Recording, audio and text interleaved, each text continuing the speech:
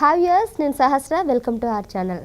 షోయబ్ సానియా మధ్య జంట అప్పట్లో చాలా పాపులర్ అయిన విషయం అందరికీ తెలిసింది. ఎందుకంటే ఆయన పాకిస్తాన్, అలాగే ఈమె భారతీయ స్పోర్ట్స్ ఉమెన్ అనమాట.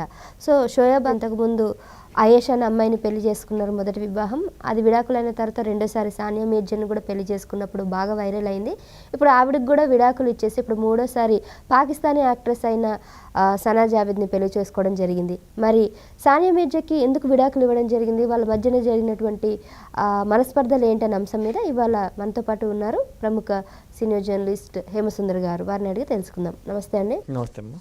ఒకటి కాదు, రెండు కాదు, దాదాపుగా 3 పెళ్లిళ్ళు చేసేసుకున్నాడు క్రికెటర్ షోయబ్. సో ఒక్క పెళ్లిలో సెట్ కానీ రెండో పెళ్లిలో సెట్ అవుతుంది అంటారు, కానీ రెండో పెళ్లిలో కూడా సెట్ కాకుండా మళ్ళీ మూడో పెళ్లికి వచ్చారు. ఇకనైనా ఈ మూడో పెళ్లి వరకు ఆగుతాడా, మళ్ళీ ఇంకో పెళ్లికి వరకు వెళ్తాడంట? అంటే ఇప్పుడు షోయబ్ తప్పు పట్టాలా, సానియా మీర్జాని తప్పు పట్టాలా? అంటే ఇప్పుడు సానియా మీర్జాకి అయింది ఒకటే పెళ్లి, కానీ అతనికి 3 పెళ్లిళ్ళు అయ్యాయి కదా. ఇప్పుడు అటు పక్క వాళ్ళని ఆయన అడిగితేనేమో ఇటు పక్క లోపాలు చెప్తారు, ఇటు పక్క వాళ్ళని అడిగితే అటు పక్క వాళ్ళ లోపాలు చెప్తారు. ఇది సర్వసాధారణంగా ఉన్న విషయం. కాకపోతే ఏంటంటే మన ఆడవాళ్ళ వైపునే అందరూ మాట్లాడతారు కాబట్టి, ఎందుకంటే అతను Pakistan cricketer, MI Indian tennis క్రీడాకారిణి. సానియా మీర్జా పెళ్లి చేసుకుంటేనే చాలామంది హర్ట్ అయిన అభిమానులు కూడా ఉన్నారు. అప్పట్లో అంత గ్లామర్గా ఉండేది ఆ అమ్మాయి. పైగా పాకిస్తాన్ చేసేసరికి చాలామంది ఆవిడ మీద కోపంగా ఉన్నారు. అది జరిగింది. అప్పట్లో మంచి అందంగా ఉండేది, చాలా గ్లామర్ ప్లేయర్ అనుకోవచ్చు. ఎందుకంటే ఆవిడ టెన్నిస్ ఆడుతుంటే అందరూ ఏకేసుకుని చూసేవాళ్ళు. అలాంటి అమ్మాయి పెళ్లి చేసినప్పుడే కొంత ఇదైంది. అతను షోయబ్ అఖ్తర్ని చేసుకోవడం మీద కొంత గందరగోళం జరిగింది అప్పట్లో. అంటే ఆ తర్వాత కొంతకాలం పెడమొహంగా ఉండేసరికి వీళ్ళిద్దరు విడిపోతున్నారని టాక్స్ అయితే వచ్చినాయి. అతను ఒక హీరోయిన్తో చాలా క్లోజ్గా ఉన్నాడని షోయబ్ మీద రకరకాల వార్తలు అయితే వచ్చినాయి. వచ్చిన తర్వాత ఇప్పుడు దాన్ని నిజం చేస్తూ ఆ సనా జావేద్ను షోయబ్ అఖ్తర్ మనం పెళ్లి చేసుకున్న ఫోటోలు ఇవి మొన్న నెట్టింట కనపడింది. అప్పుడు దానితో కన్ఫర్మ్ అయిపోయింది వీళ్ళిద్దరూ ఇక విడిపోయారని. ఇంకోటి ఏంటంటే ఆ విడిపోవడానికి కారణం కూడా వాళ్ళిద్దరు దగ్గరగా ఉంటున్నారనే ఉద్దేశంతో సానియా మీర్జా విడిపోయిందని వార్తలు వచ్చినాయి. అట్లా ఆ మధ్యన వార్తలు వచ్చినా కానీ మళ్ళీ వీళ్ళిద్దరు సానియా మీర్జా కానీ షోయబ్ కానీ కలిసి ఒక టీవీ షోలో పనిచేశారు. ఆ టీవీ షోలో పనిచేసిన వెంటనే ఈ వార్తలు అన్నిటి కూడా చెక్ పెట్టినట్టు అనిపించింది. మళ్ళీ సడన్గా చూసేసరికి ఈ వార్త విడిపోవడం కలివడం అనేది చాలా కామన్గా జరిగే ప్రక్రియ. ప్రేమలో బ్రేకప్లు అయితే పెద్దగా మాట్లాడుకోరు, పెళ్లి బ్రేకప్ విడిపోయినప్పుడు మాత్రమే చర్చనీయాంశం అవుద్ది. అలా అనుకున్న మళ్ళీ కొంతమంది ఏం చెప్తున్నారంటే సానియా మీర్జా కూడా ఒక తెలుగు హీరోతో ఒక ఎఫ్ఐఆర్ ఉంది, అది ఉంది, ఇది ఉందని మళ్ళీ రకరకాల సానియా మీర్జా మీద. అంటే ఇది ఏమవుతుందంటే ఇలాంటి అటుపక్క నుంచి కూడా పుట్టిస్తూ ఉంటారు. ఉందా లేదా అనేది ఎవరో చూడలేదు.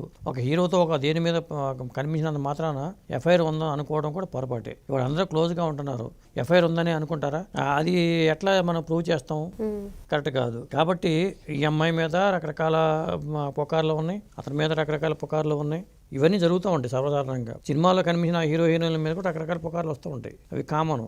కాకపోతే విడిపోవడానికి ఏంటంటే మన భావాలు కలవనప్పుడు ఎప్పుడైనా సరే విడిపోవడం ఉత్తమం. తప్ప ఉప్ప అనేది విషయం మనం చర్చకి అనవసరం. కానీ ఇవాళ ఎవరు కలిసి ఉంటారో ఎవరు విడిపోతారో అనేది ఎవరు చెప్పలేరు కూడా.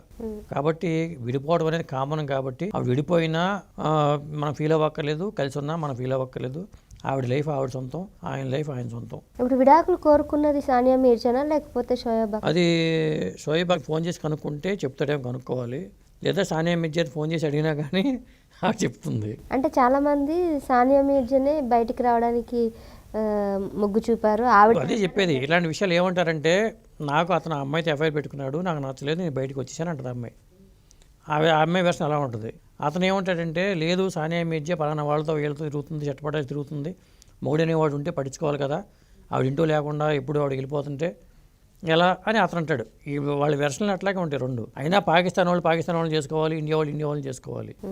తగుదనమ్మా అనుకుంటూ పాకిస్తాన్ అంటే ఒక చోట ఉంటే పర్లేదు, ఎప్పుడు దూరంగా ఉన్న వాళ్ళు చేసుకుంటే ఏంటంటే కొన్ని ఇబ్బందులు ఉంటాయి.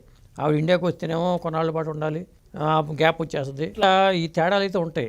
మనసులు దగ్గరగా ఉంటే ఎటువంటి ఇబ్బంది లేదు, మనసులు దూరం అయినప్పుడే తేడాలు వస్తూ ఉంటాయి, మనుషులు కూడా దూరం అవుతూ ఉంటారు. కాబట్టి వాళ్ళ దూరభారాలన్నీ పెద్ద కష్టం కాదు. కాబట్టి ఎవరికి నచ్చినట్టు వాళ్ళు ఉండటమే ఇవాళ ఉన్న పరిస్థితుల్లో ఉత్తమం. కానీ ఇప్పుడు వీళ్ళిద్దరు విడాకులు అనేది హాట్ టాపిక్గా మారింది నెట్టింట్లో. అంటే ఎప్పటి నుంచో చర్చ నడుస్తుంది వీళ్ళిద్దరి మీద, వీళ్ళు విడిపోతారు అని. కానీ మధ్యలో వాళ్ళు కలిసి పనిచేయడం వల్ల ఒక టీవీ షోలో బ్రేక్ పడింది. బట్ అనుకున్నట్టుగానే సడన్గా అంటే అంత తొందరగా కలిసి పనిచేసింది.